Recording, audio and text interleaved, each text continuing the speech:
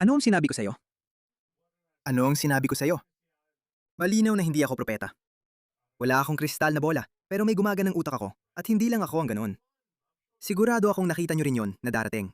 Habang inialay tayo ng mga politiko sa altar ng pagkakaiba-iba na tinatawag nilang lakas natin, multikulturalismo, o iba pang pakitang taong label. Hindi mahalaga.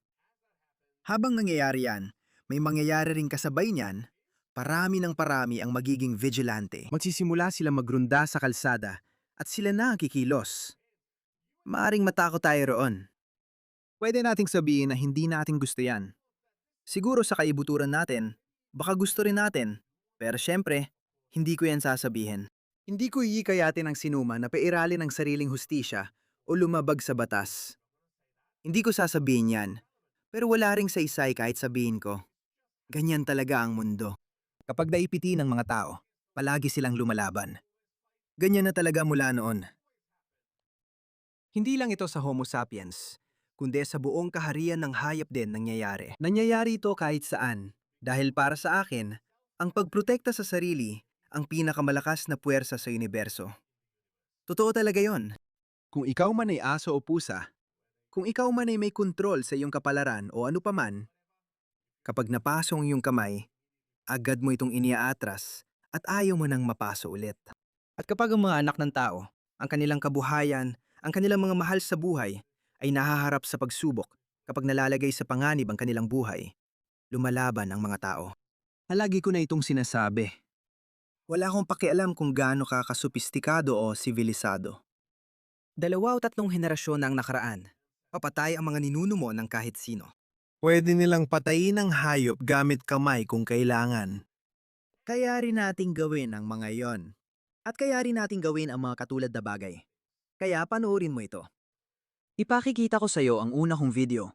Nangyari ito sa island kung saan isang lalaking Aprikano ang nagwagayway ng espada. Hindi yung gunong espada. Hindi espada ng samurai. Hindi rin yung ibang klase ng espada. Yung espada sa loob ng pantalon mo. Yung espada na hindi mo dapat iwagayway sa publiko. Sinimulan niyang gawin yon, at siya ay sinunggaban ng ilang mga makabayan at itinulak siya sa pader. Kamusta? Isa ito. Gusto ko ang corny mong biro. Hubad na lalaking Aprikano. Alam mo ba? May espada ako at gusto kong ipakita sa lahat. Isa akong lalaking Aprikano. Sinabi sa akin na gusto raw ito ng mga babae. Pero sabi ng mga matatapang at makabayang lalaking Irish, hindi habang nakabantay sila. Ngayon, ipapakita ko sa inyo ang isa pang video mula sa Inglaterra. Kaya isang lalaking Muslim ang nakipagtalo sa isang Ingles na naglalakad kasama ang kanyang aso at kasama rin niya ang kanyang anak na lalaki. Panurin ninyo ang usapan dahil napaka-interesante. Karaniwan, baliktad ang nangyayari. Madalas, ang mga Muslim ang nananakot, nang-aasar at agresibo. Pero ibang naging usapan dito. Panurin ninyo ito.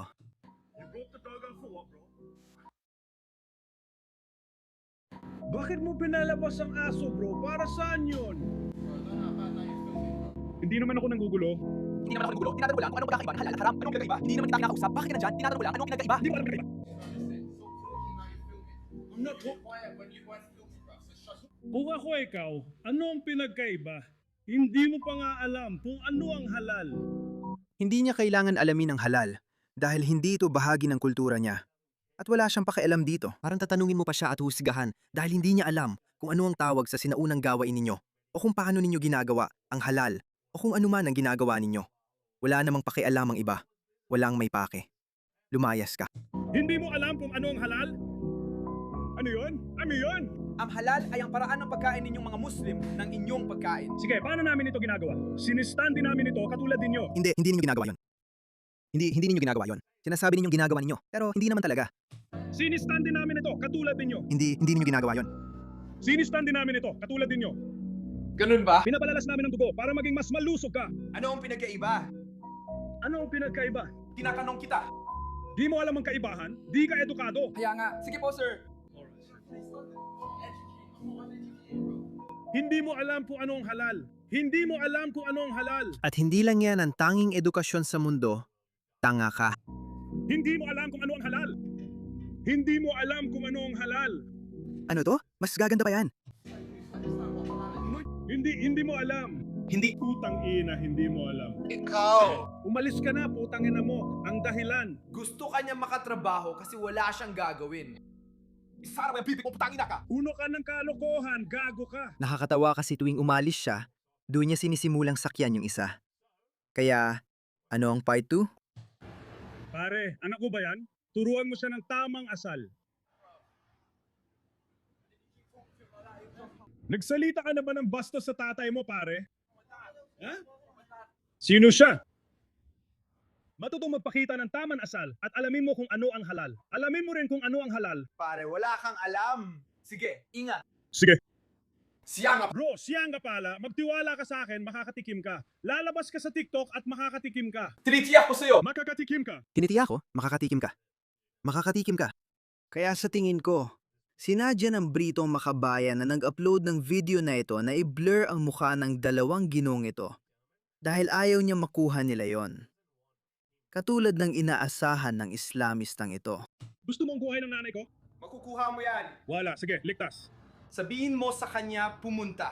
Ano kala mo sa gulo? Jihadismo, hindi kami mga Islamista o jihadista. Lupain ito ng mga malaya. Hindi kami gumagawa ng jihadista kalokohan. Mossad. Hindi kami gumagawa ng jihadista. Mossad. Alamin mo kung anong halal. Umuwi ka, kumuha ka ng diksyonaryo. Tama ka. Ligtas. Tataas pa ito mga pare. Wala nang pagkakaisa sa lipunan. At yan ang madalas mangyari. Isa pa yan sa mga aral ng kasaysayan. Hindi ganyan gumagana ang mga bagay-bagay. Tingnan mo ang huling video. Nangyari rin ito sa Ireland. Nagsisimula na mag-usap at mag-organisa ang mga komunidad sa buong Ireland. Alam nilang kailangan magsama-sama para sa laban na ito. Hindi ito ang aking mga salita. Ito ay mga salita ni Kiara. Mga salita ni Kiara. Pakinggan mo ito. Tuloy lang. Matatapos na ang lahat na ito ngayon. Nagsisimula nung magsama-sama ang lahat ng kriminal. Nagsisimula nung magsama-sama ang lahat ngayon. At yun ang kailangan natin para tumindig. Hindi natin kayang labanan ng lahat ng ito ng mag-isa. Milyon-milyon sila na dumarating. May 40,000 hanggang 50,000 na dumarating kada ilang linggo. Walang mga babae at walang mga bata. Kung walang mga babae at bata, wala sa atin nung nakaupo dito ngayon. Walang mga babae, walang mga bata, umasok ka na ngayon. Isipin mong binabaha ang maliliit na bansa ng milyon-milyong agresibong dayuhan, mga lalaking nasa edad para lumaban, at mapanlaban mula sa mga kulturang di mo kilala. Isipin mong binabaha ng mga lalaking yon ang maliliit na bansa gaya ng Ireland, at ginagaslight pa ang mga katutubo na sila ay racist. Ano ba yan? Parang baligtad na mundo ang buhay natin mga pare. Tama na. Mukhang hindi basta-basta sa suko ang mga Europeo nang walang laban. dapat ba tayong tumayo? Oo. Asikasuhin nyo ang sarili mga paaralan. Sige, asikasuhin natin ang sarili nating mga paaralan pang unidad. Yun lang.